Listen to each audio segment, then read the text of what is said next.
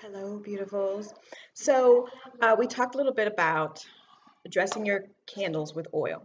So I want to talk to you now about using herbs. And you can use some other things outside of herbs, but if you can see, you can use herbs powdered.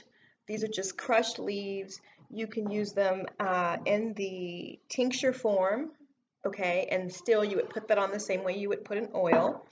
Uh, even this is actually like real shredded money, and you can use something of that nature as well. It doesn't really matter. You can actually mix your herbs together. So for example, a cinnamon oil and a clove oil and an attraction oil are great for a love spell. And allspice and a better business oil are great for money. But if you were going to use rosemary, say you have rosemary herb, you could mix that with a dragon's blood oil, and that is really good for breaking a curse or breaking really bad situations and conditions in your life. So the way that you would do this, and here is a perfect example, because I had already had oil on my candle, right? I literally just tap. I'm going to make sure you can see. Tap the herbs on, and it doesn't take much,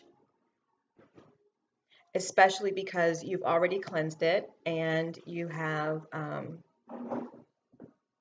some oil on there, so it will adhere. If you're going to do dried herbs, you really do need to have some type of oil so that the herbs can adhere to it.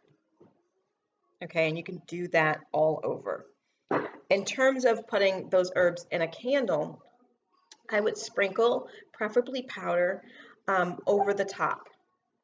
And that's it. Now, when you're working with a container candle, there's a couple of things that I want you to take into consideration. So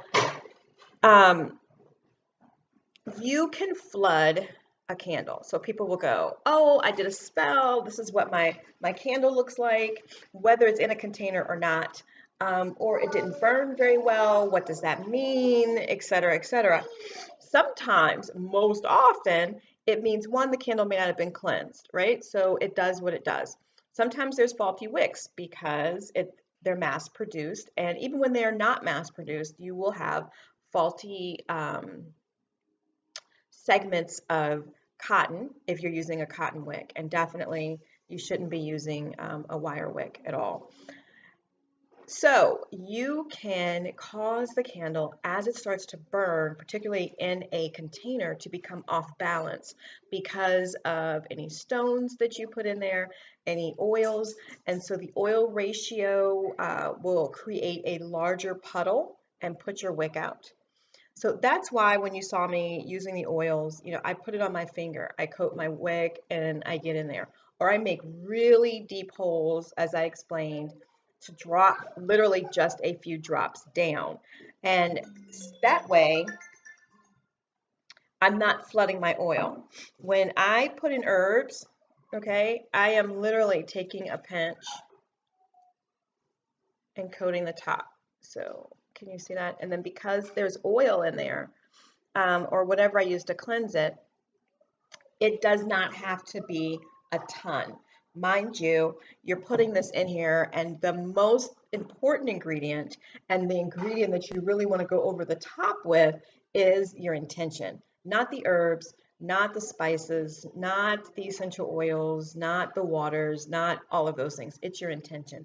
Because if you're in a really serious situation and you pick up a candle and you put your intention on it and you set that aflame, you can still, on your intention alone, make it happen.